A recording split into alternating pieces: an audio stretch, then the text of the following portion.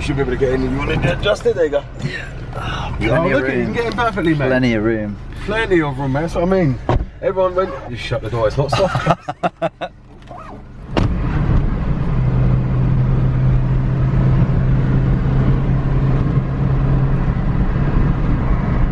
Jesus Christ.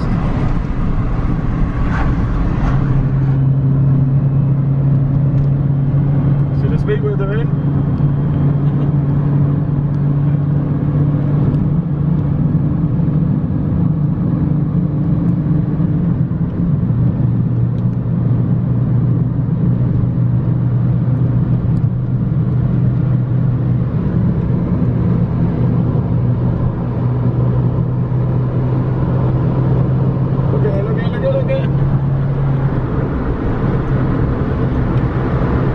We're in Mexico right now, aren't we? Yeah.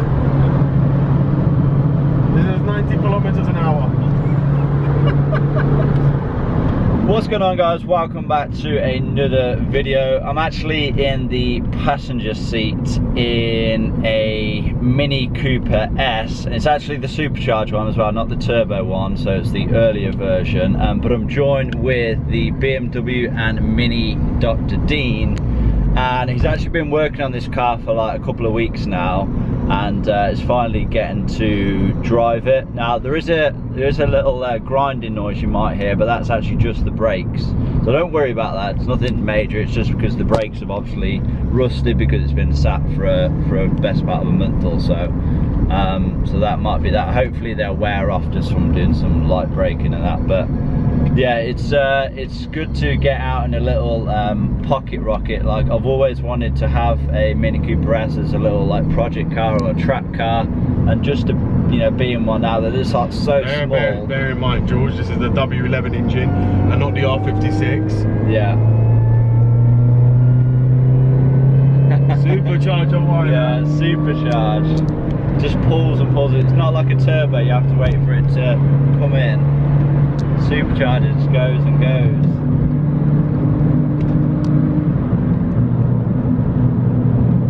And yeah, how fast we're going? Like 30? Yeah, 30 miles an hour.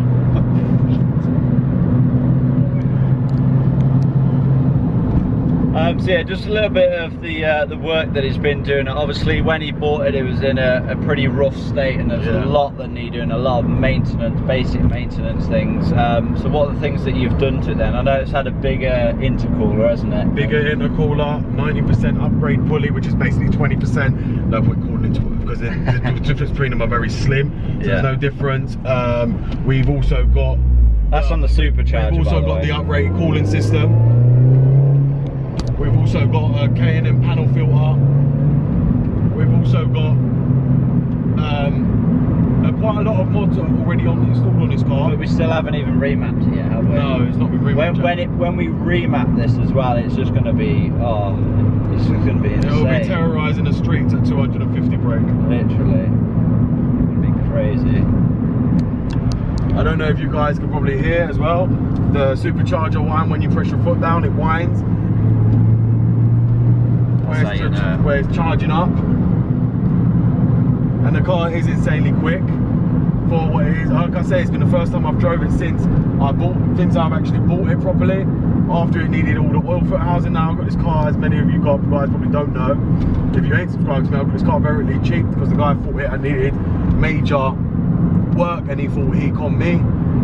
Realistically, I knew what was wrong with it, and the car now drives like a dream. No oil loss problems, all gaskets have been replaced, oil filter housing, valve cover, all the pulleys, everything's been done. 90% pulley on the supercharger oil's been changed, oil in the engine's been changed, oil filter's been changed, spark plugs have been changed to upgraded NGK cooler ones for the supercharger, the amount of air this engine's going to be having. So it's all really well done now. It's been well balanced out the way I've set it up. Obviously we have got still quite a few bits more to go. Got to do the brakes, got to do a few other little mods on it. But apart from that, this car should be perfect once we get it all finished there. I'm looking to do a lot more to this car. I need to remap it. I've got a cold air intake hose. I'm probably going to do silicone hose on it as well. There's a lot I'm going to probably be doing on this car because I want to take the time and to do everything to it, because it's a good car, and not that the amount of power it's going to have, it needs to have the hoses for the cooling system. You know, but obviously, like I say, a lot of people go for 15-70% pulley. That's mainly because they don't want to upgrade the intercooler. Because when you do that, you've got to upgrade the intercooler. Yeah. So they don't want to do that. They want to be cheap and keep the original one. But me, I went all out on this car to make it what it is. I want it to be better than them.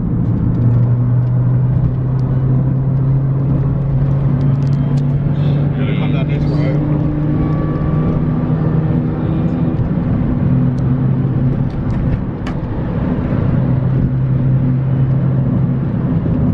Dragging this to the slip road. Yeah. You like it, George? Yeah, yeah. Ready? Bend.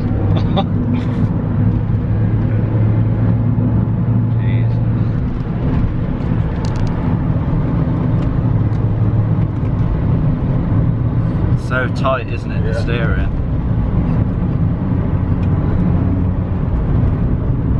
Oh yes. You can't beat a little hatchback for fun factor. I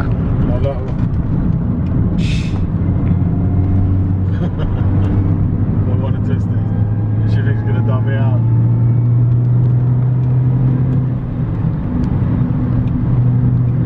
They're going for it, ain't they, in that Ibiza?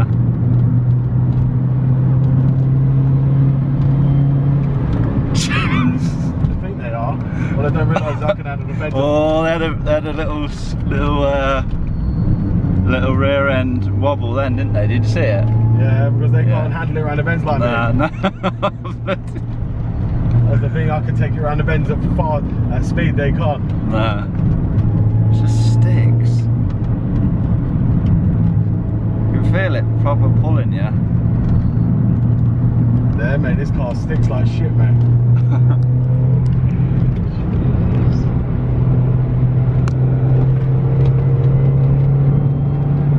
Literally a go-kart.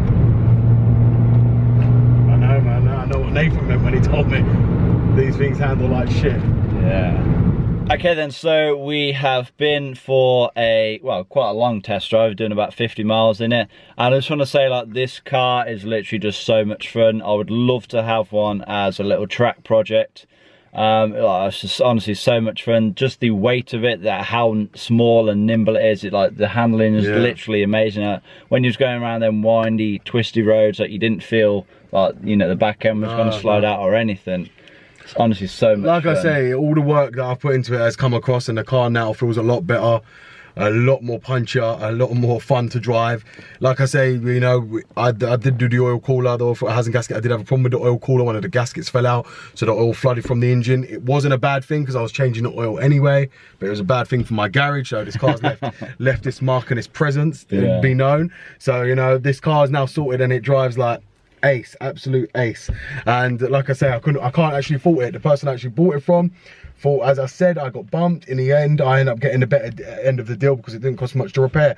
I think £400 in parts, and it's still requiring some sort of part. Yeah. By the way, guys, George mentioned about the squeaky noise being the brakes. It was not the brakes at all. After getting out and doing it, we found out it was actually the backing plate rubbing against the back disc. Now, we had this problem on my E46 a few weeks ago, and I had to take the whole backing disc off because it fell apart. So I've moved it out of the way now, and the problem has now gone. So that's sorted now. So that's running sweet now. No squeaking. It's driving perfect. We had a good race coming down the road. Yeah, with that Ibiza, yeah, and you know, they couldn't get away from me. So it just shows these cars, even for old age, 56, it's still kicking. And when you remap it, it's just literally just going to be a totally different should beast. give it 245 bhp and 310 newton meters of torque. That's crazy in this little car as well. That's going to be absolutely insane. And I'm sure if I can get George insured on it, we will be letting him drive it, because he has to drive it to know what the feeling is of these cars, because these cars are not for the faint-hearted. These cars are like go-karts, and I must say, everyone told me these are like go-karts. These are really like go-karts. They stick to the road like, I don't want to say it, but they stick to the road, really stick to the road, to the point when we was racing, other cars were nearly sliding out and we were just flying around the bends. Literally. But no, I wanted to make this video while I had the opportunity, you know, while I was, you know, staying with Dean and whatever. You know, I just couldn't give this. I couldn't miss this opportunity. That's why I did it all for when George come down, because this is something that had to be done. Yeah. just a different kind to BMW. It's a complete different. It's BMW owned, but it's the engine. You know, it's just the way it delivers power, the way it handles. It's completely different. Everyone's used to turbochargers. Obviously, turbochargers, they run on exhaust gases, as you guys know. They cut out at a certain rev range. Supercharger, as George kept pulling all the way to 7,000 RPM. Just throughout the whole rev range is there. You know, the power is just instant. Yeah, but yeah, I think I'm going to wrap this video up now. I want to thank you guys for watching. If you've made it this far, please give this video a like, leave a comment down below. Also check out Dean's channel as well. I'll leave it in the top link in the description box. Subscribe to me if you haven't already, and I'll see you guys in that next video. Peace.